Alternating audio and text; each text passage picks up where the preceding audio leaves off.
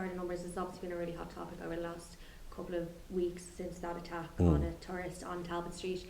Would you, without your Garda escort now, would you walk around Dublin alone at night?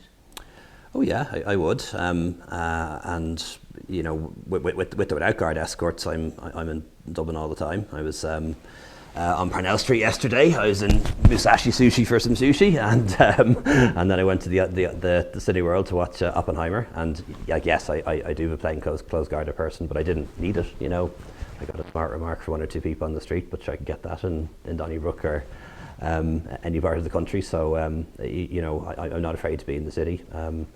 I think I've been on College Street 3-4 times in the last couple of months for one reason or another. So I think Dublin is a relatively safe city, but no city unfortunately is 100% safe.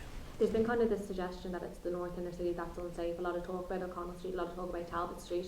But we had a story in the Irish Mirror today about a guy from London who was attacked on Camden Street in the middle of the night. He was knocked unconscious, he was robbed. That was actually done by 2 women. So can you accept that it's kind of a city-wide issue that these attacks are taking place rather than just in one place, and that perhaps when people hear stuff like that they go, okay, so maybe it's not just O'Connell Street that's unsafe, it's the whole of Dublin City? Oh no, I think assaults can happen anywhere, not just in Dublin, but in any part of the country and also in any part of the world, and the facts bear that out.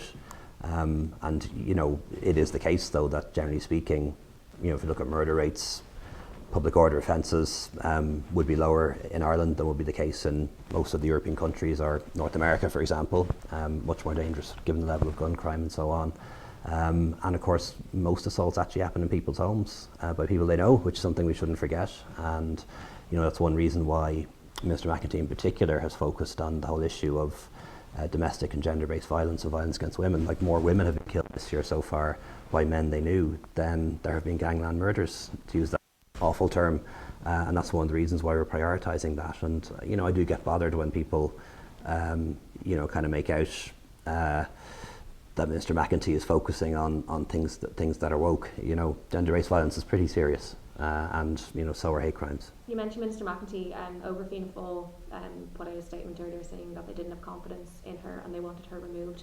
Do you think that is helpful? I know Over Fianna Fáil is obviously separate from the senior branch, but it is still coming from its members. Do you think that's an appropriate or helpful comment for them to make?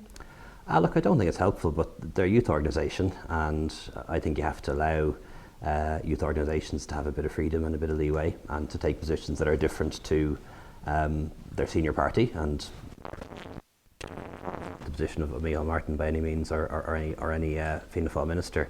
And you know, I met with young Fine Gael yesterday actually in Fine Gael headquarters, and you know, I sort of encouraged them to be independent and outspoken, maybe to a point, but I think you have to allow youth organisations of political parties to be a bit different and to be a bit edgy, and I understand that, but I don't think it would be correct to say it was helpful in any way.